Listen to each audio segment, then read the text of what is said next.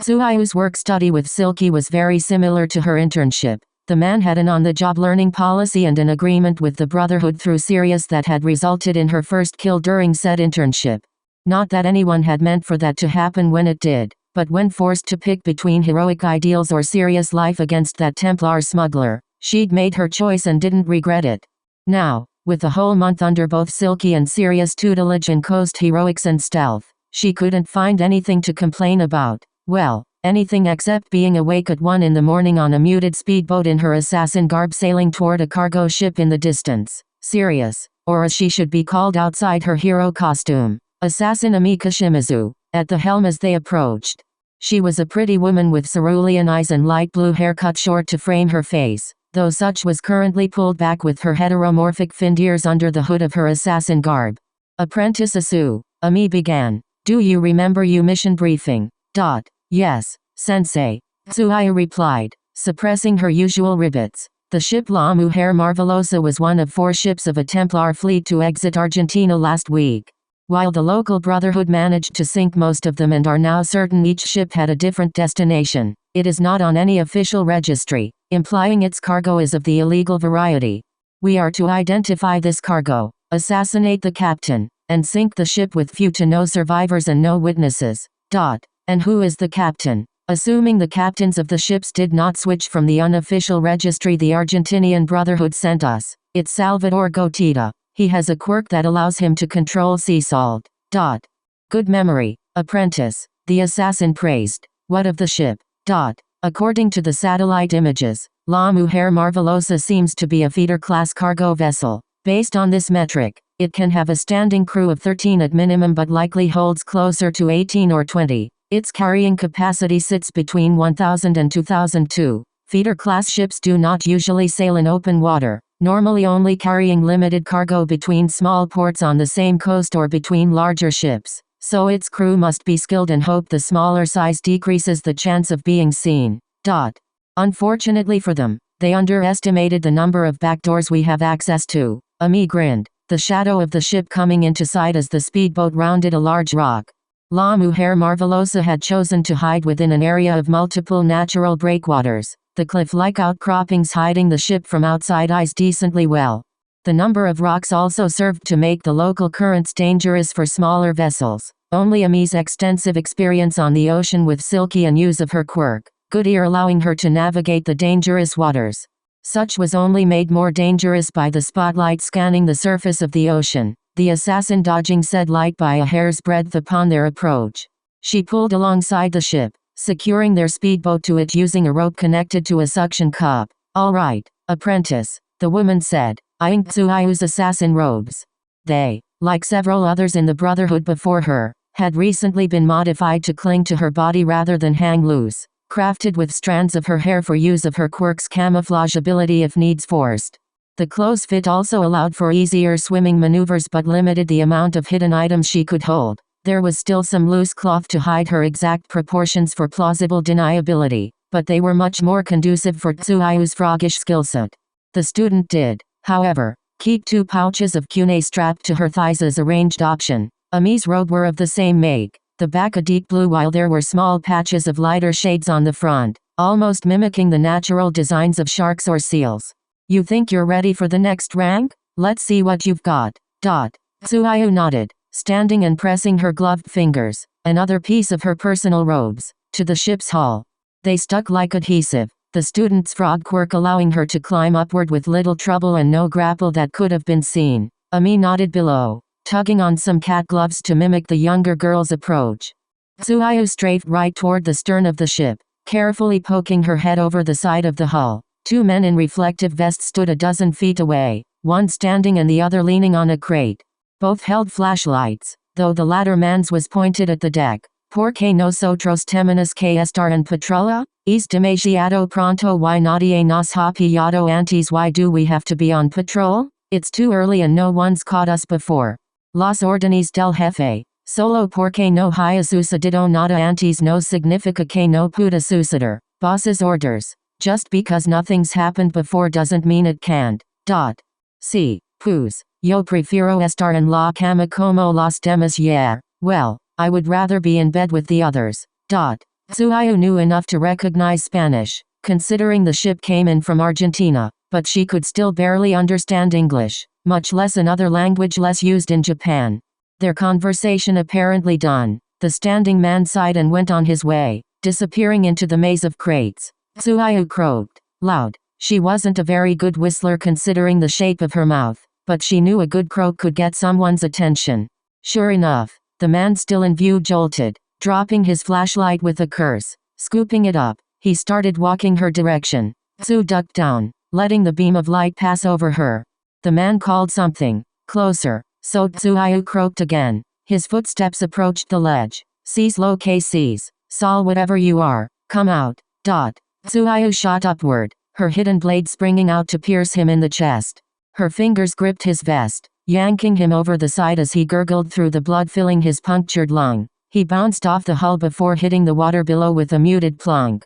With the immediate area clear, the frog girl climbed over the side and onto the deck, Ami following her. Good play, the woman praised. Dealt with the guard and removed the evidence while ensuring he wouldn't be able to survive the swim or call for help. Well done. Now then, captains first. Most likely, his quarters would be that direction. Tsuyu said, gesturing toward the rise at the stern where several walls rose over the rest of the ship.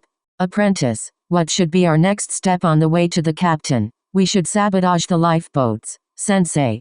Tsu replied, again swallowing a ribbit. Should we be discovered, we must ensure the crew has no escape before we can eliminate them all. Ami nodded, gesturing with her head toward the port side. They slunk through the shadows, finding the first of the bright yellow lifeboats packed into tiny cubes ready to inflate with the pull of a cord. The full assassin drew her weapon of choice, a half-sized cutlass she kept sheathed on her lower back, and cut the boat's pull cord at the base, tossing the cord itself over the side of the ship. Tsuyu decided to add her own 2 yen. Pulling out a kunai, she stabbed the cube, slicing through the plastic. They probably have 2 more lifeboats if they follow the emo, but a 4th is possible, Ami commented, studying the area of the ship they could see.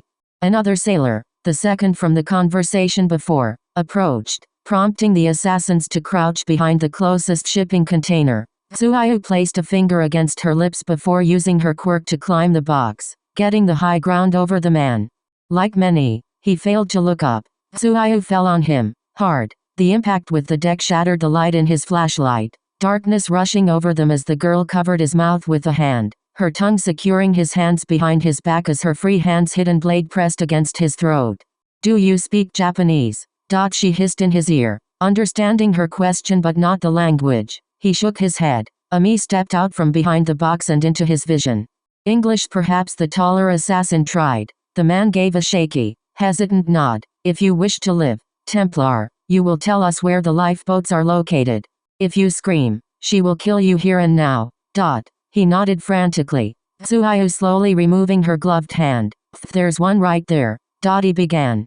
There's one on the other side, one on the stern, and an extra by the bow. Please don't kill. Tsuyu slapped her hand back over his mouth since he was getting louder with his desperation. His fingers twitched, beginning to crackle in what was probably an application of his quirk. Too bad you sided with the Templars. Ami sighed with fake disappointment. Of course, we promised nothing. You should have gotten something in writing. The man's eyes widened, his hands trying to flex. Tsuyu didn't give him a chance, slashing his throat open with her blade. He had not finished drowning in his own blood before she tossed him over the railing. I can hear one more sailor on deck, Ami said. He's near the bow.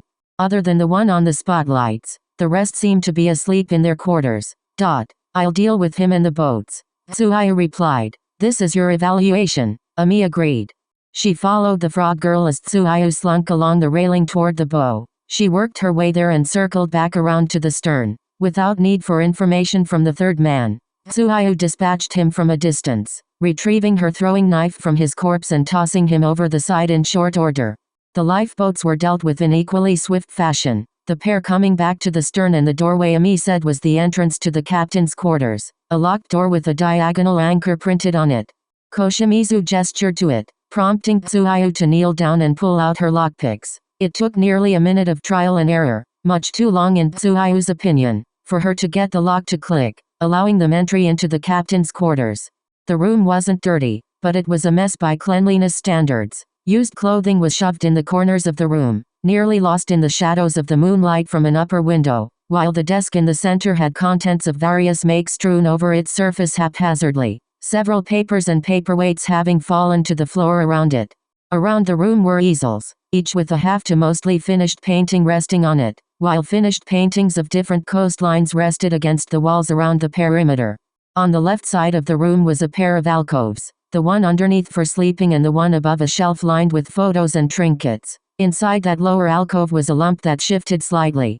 Tsuyu stepped in first, making her way to the bed. The man within was on the taller side, somewhere around 6 feet and in his late 30s or early 40s, with white hair trimmed into sideburns.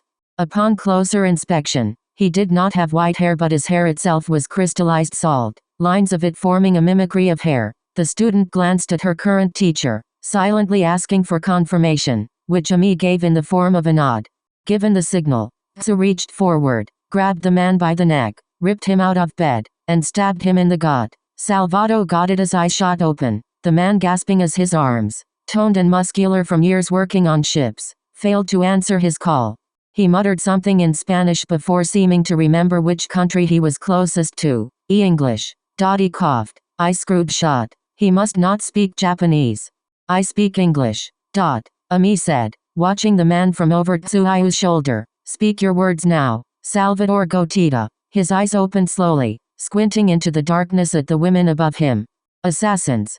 He muttered, beautiful angels of death. That fortune teller was right. Excuse me, I was told I'd die, stabbed by 2 pretty women. He gave a wet chuckle. I'd hoped it would be a lover's quarrel, though. Ami knelt beside him, her face blank. Are those your last words? Salvador Gotita shook his head slowly. They warned me, but they say you killers are honorable. I have only one request. Would one of you lovely ladies, neither of us is kissing you, Templar. Haha. He laughed with a wheeze. Please, bury me in La Mujer Clarissa. She is my life. I don't want to part. Your ship will go down with you. Ami promised. Her and your crew shall find rest together. Then there is only one other thing.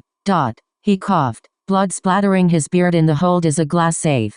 Underneath a tarp. Codes 111,958. Take her contents. It doesn't deserve the sea like us. Tsuyu and her teacher shared a glance, exchanging 100 silent words.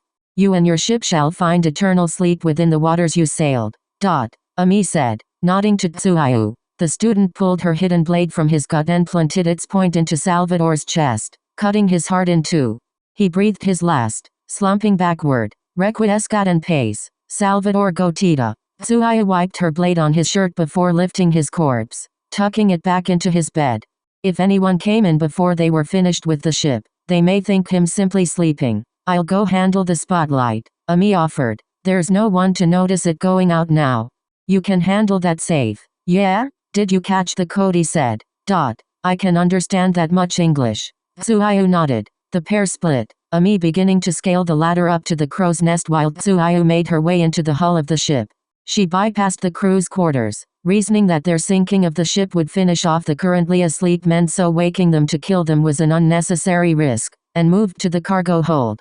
It was well organized, countless crates and boxes stacked in large cubicles. She moved to the first set and activated her hidden blade, jamming it under the closest box's lid and prying it off.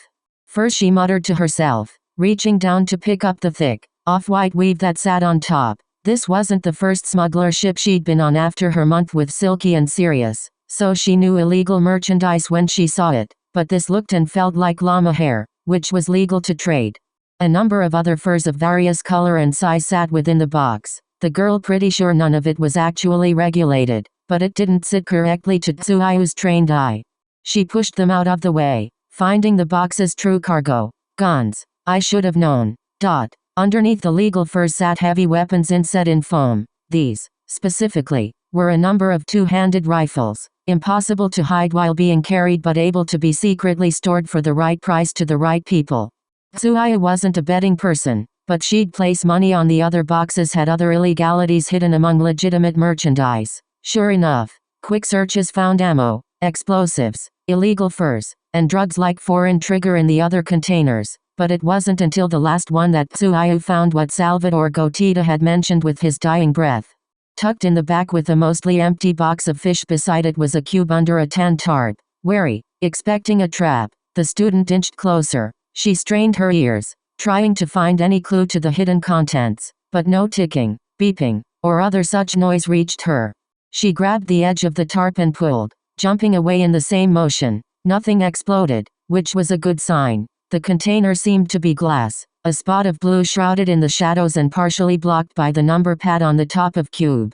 Pipe seemed to run into it from a tank around the back. The ball shifted as Tsuyu approached, one round, orange eye opening to stare at her. The creature stood, getting 4 feet under it as rounded ears and navy blue fur spotted with black spots stood on end.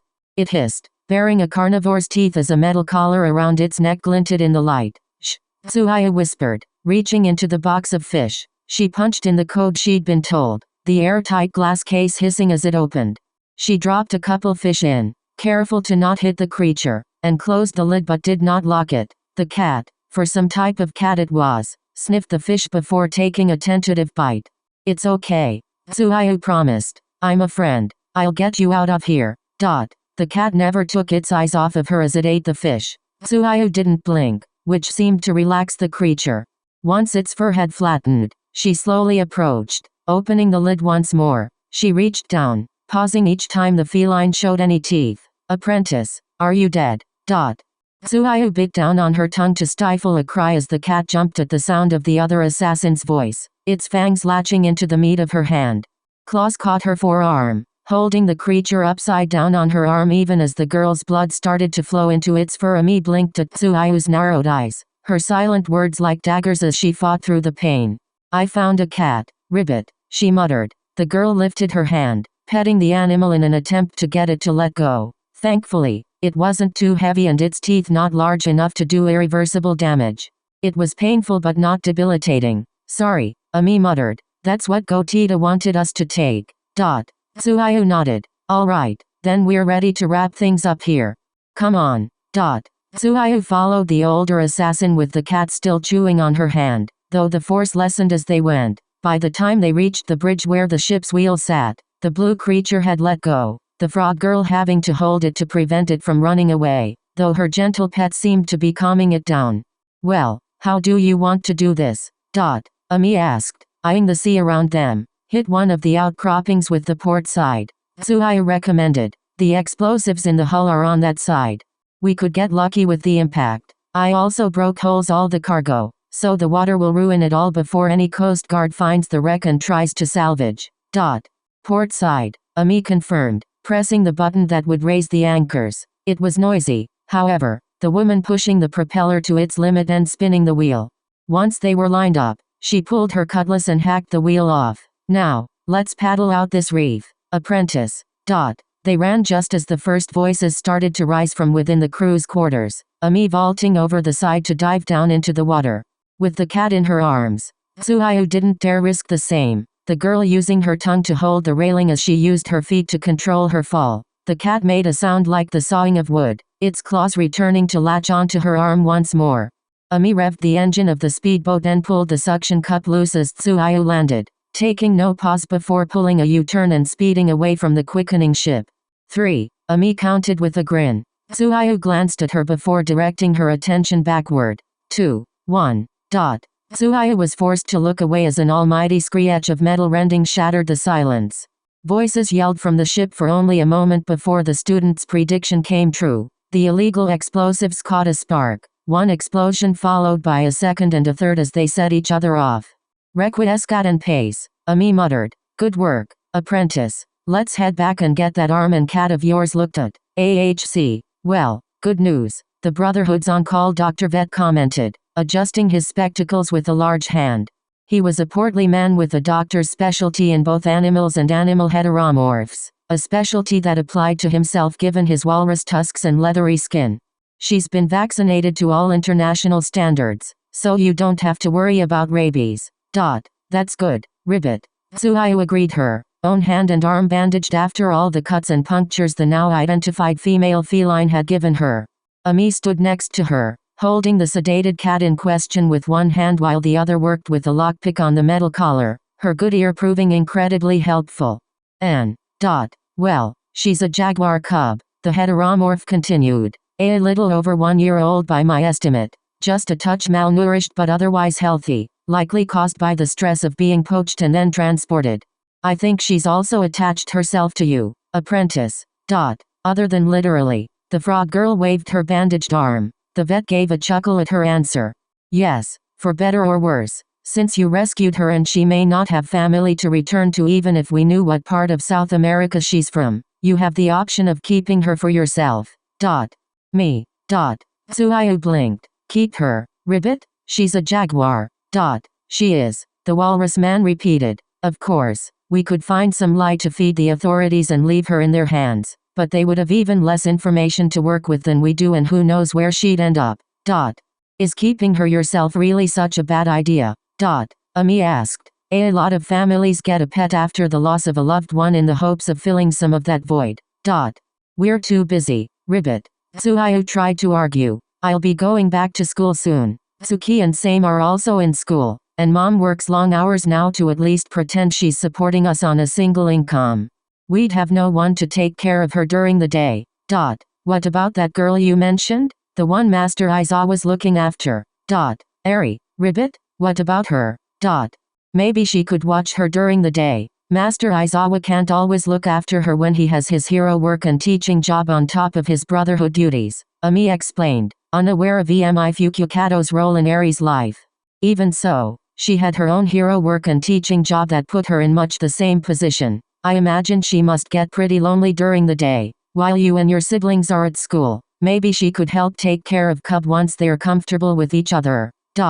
I suppose that could work, Tsuayu commented. Once I've trained her some, of course, Ribbit. The metal collar popped open, falling to the floor with a clang.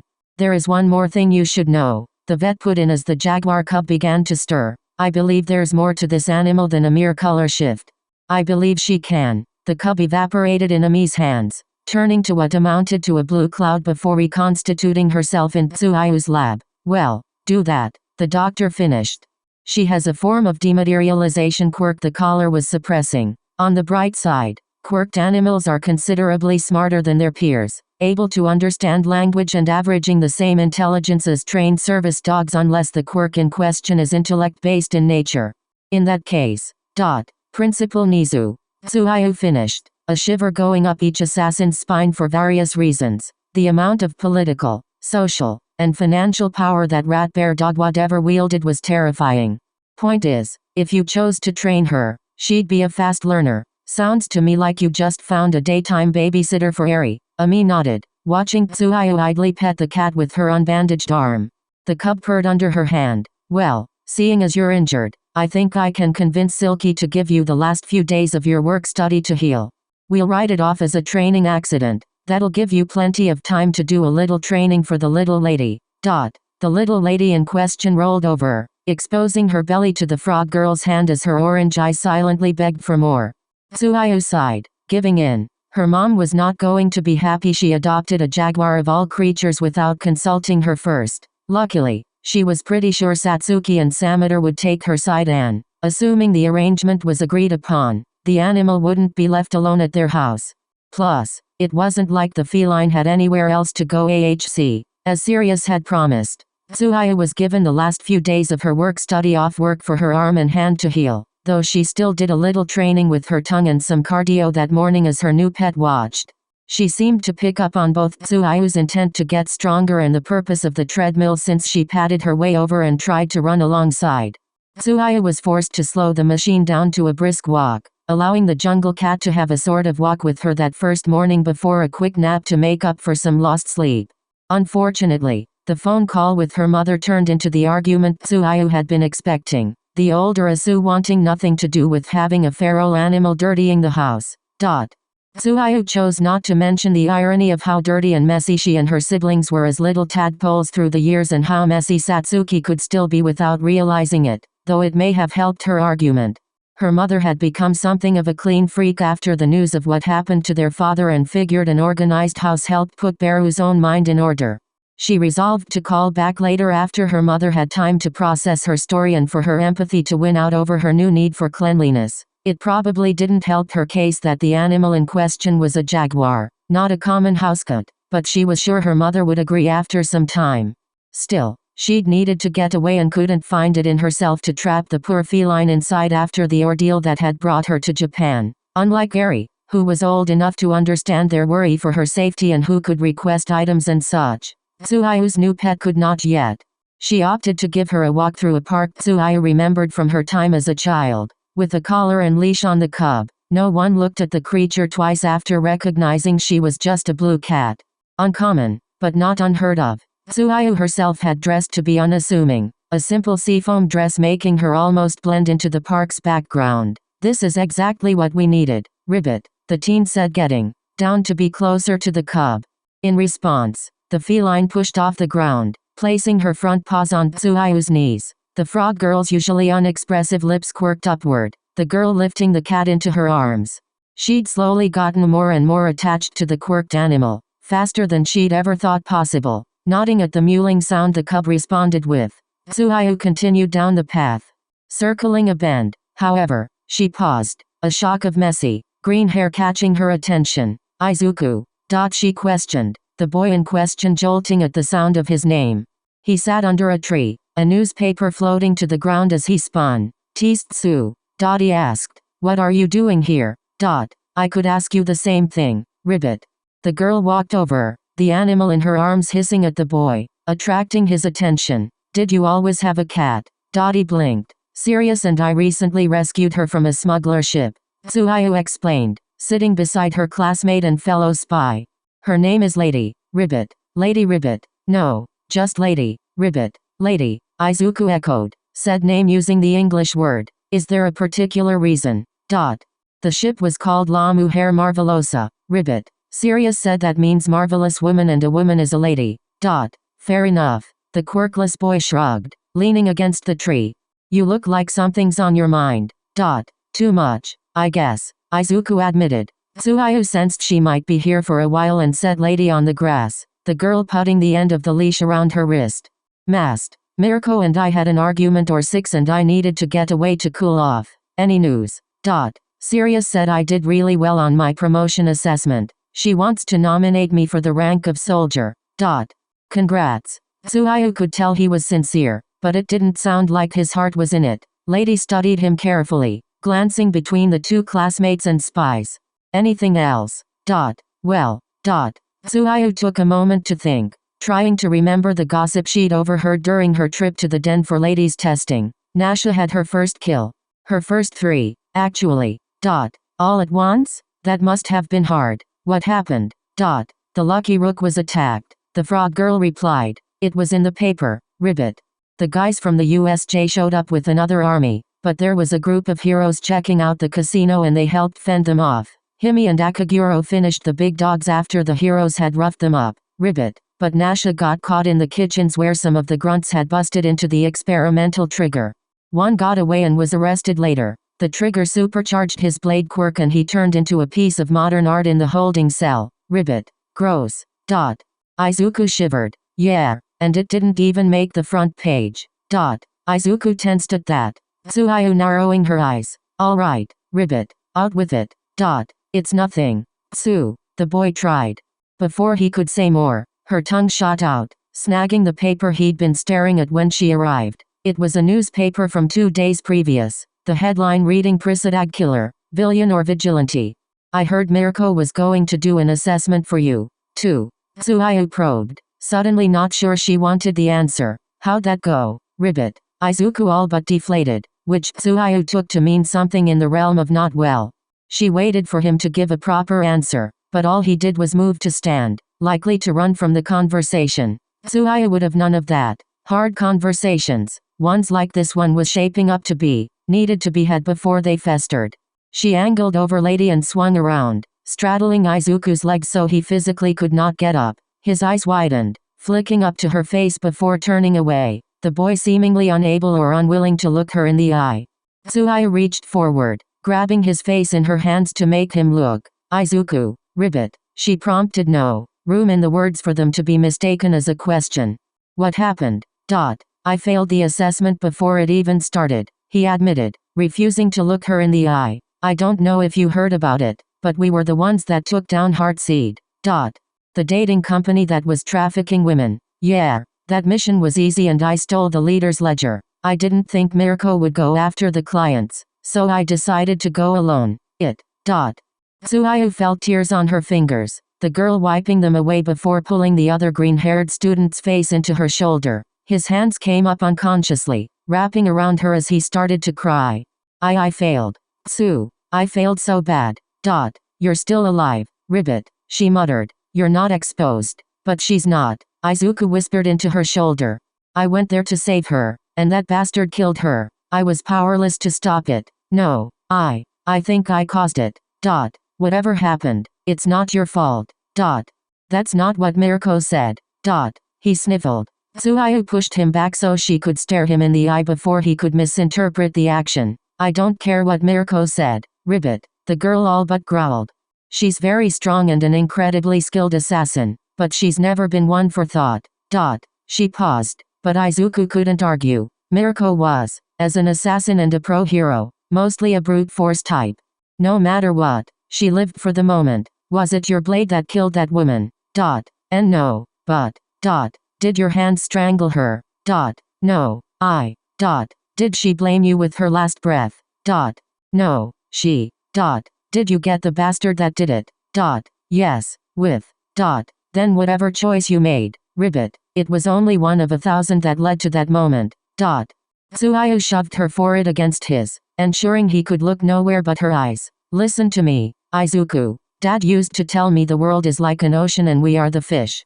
Every choice we make is another flap of our fins, Ribbit, but each one has the chance to cause a whirlpool. We don't know if these whirlpools will be near or far, but they are the result of thousands of tiny currents just like ours. Every choice affects all the other fish. Despite all this, we can't stop swimming, Ribbit. Our purpose is greater than simple fish. Izuku sniffled. His fingers carefully, almost hesitantly, tightened on the fabric of the sides of Tsuyu's dress. Every time I've seen someone die, there was a master there.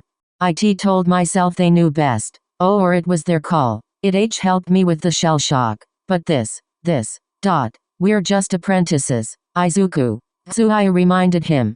And from what I've seen of Mirko, she's not a good communicator, Ribbit. If she'd told you her plans, if she'd told you that guy was a target, you would have followed her lead. But that's not what happened. There are two states of the world, Ribbit, what is and what it not. Our eyes show us what is, and our mind tells us what could have been or what could be, but what is not, Ribbit. That's the curse of our intelligence and the burden of wisdom. Izuku swallowed hard, more tears starting to trail from his eyes and over her fingers. She pulled him in once more, prompting the boy to let out his emotions. Tsuyu didn't care that the waterwork soaked her shoulder. She just knew she needed to be there for him now like Sirius had been for her during her internship. He slowed after a couple minutes, his crying transitioning to hiccups. Tsuyu used her hand to wipe away the last of his tears. Better, Ribbit. Since when have you been a philosopher? He asked with a strained chuckle. I was raised with the assassin mindset. It comes with the territory, Ribbit, she replied with the smallest of smiles. Helps with the job. They sat there for a moment, Izuku's mind slowly pulling away from its own darkness to take in Tsuyu's words, what is and what is not. That led him to realize that said girl had been, and still was, seated on his legs, his face in her hands as she straddled him in a public park of all places while wearing a dress of all things. His face flushed at their closeness and the feeling of her front barely touching his own. Tsu, he muttered, trying to find the words to point out their position. His hands, however, didn't seem to want to move. She stared at him, her eyes wide with that lingering understanding from their talk. He hadn't noticed before that the green of her irises had tiny flecks of red and her pupils a slight horizontal tapering like those of most frogs. His body shifted without his notice. Teased Tsu. Shh, she hissed, her voice low as a nearly imperceptible shiver ran up her spine. Her eyes flicked to either side, but her body didn't move. Somebody's watching us. Izuku glanced over her shoulders as subtly as he could. Something surprisingly easy given Tsuyu was shorter than him. He activated his eagle vision with a blink only to sputter. Wah, Mom. Tsuyu threw herself from the boy and rolled into a low, defensive stance before the words registered. She blinked, taking in the sight of a rather homely woman with long, green hair seated on a bench on the other side of the path, bags of groceries sitting beside her. She had an open box of Pocky on her lap, the woman biting off the chocolate-covered parts before offering the last plain handle to Lady, the quirked jaguar cub sitting at her feet, tail wagging slowly. Froggish eyes flicked to her wrist where Lady's collar hung from the leash, the quadrupedal animal apparently having used her quirk to slip out whilst she was distracted. An idle part of Tsuayu's mind wondered if Lady believed all people with green hair were good or if it simply reminded the pet of her own. The woman, Izuku's mother, hummed. Oh, don't mind me. Pretend I'm not here. Mom, what are you doing here? Izuku questioned, scrambling to his feet. The woman sighed, as if disappointed a soap opera she was watching had ended on a cliffhanger. How long have you been there? Lady, come, ribbit. Tsuayu called. The little feline turned at the sound of her name, bounding toward the frog girl who grabbed the collar with her tongue, quickly placing it back on her pet. She didn't need Lady wandering off and being identified as more than a housecat. I'm sorry about her, Mrs. Midoriya. Just Imco is fine. The woman waved off, gathering her groceries and walking over. I was never married. Izu's father died before we could even talk about it. Mom. The boy in question cried, probably scandalized that she would use a nickname around one of his classmates. You must be Tsuayu, Imco continued, ignoring her now blushing son. Izu's told me a bit about you. I had to ask after I saw the sports festival. You can call me Tsu, ribbit. She walked over, Lady trailing at her feet. I don't care for formalities. And this is Lady. I recently helped rescue her from a smuggling ship during my work study with Silky. The cub let out a sort of growl bark, which Tsuayu took to be a sort of greeting. She's smart, Imco praised, dropping another piece of chocolate-free Pocky for the feline. Tsuayu relaxed slightly at her demeanor only for the woman's eyes to focus on her. Quirk-born froggish instincts kicked in, screaming at her to run from the gaze of a predator. She was suddenly keenly aware this woman's first look at her in person was her straddling her only son in a public park. So, Tsu, you and Izu are on a first-name basis. May I ask? I really should be heading back, ribbit. Tsuayu interrupted, gathering Lady into her arms. I don't want Silky or Sirius thinking something bad happened. Ribbit. It was nice to meet you, Imco. Bye, Izuku, ribbit. See you on Monday. She beat a hasty retreat, using her powerful legs to jump even as she felt the woman's eyes all but burning a hole in her back. That heat only alleviated somewhat when her eyes moved to Izuku, the poor boy looking like a deer in headlights. Oh Izu, I need to go apologize to Mirko. He insisted, similarly fleeing. Why yeah, that. Bye, Mom. I'll be back this weekend. Love you. Imco watched him go with a giggle of her own, turning to the tree when he was out of sight. She thought it was ironic. This was the same tree where she'd met Hisashi all those years ago when he was moping about being chewed out by his boss. She didn't know what it was the two teens had talked about, but she imagined it was of a similar emotional nature based on the puffiness of Izuku's eyes and Tsuayu's tear-soaked sleeve. Her eyebrows shifted upward, however, when she noticed something left behind at the base of the tree trunk. She reached out, using her quirk to pick up a newspaper. The Prisadag killer, she read. How scary. I hope Izuku doesn't plan to get involved. Well, the children had fled, so there was little more for her to do in the park than reminisce and wax poetic. No, she now had better things to do with her time as she headed home, mainly, to daydream about the future. Oh, she whispered to herself, I can't wait to see green-haired grandbabies.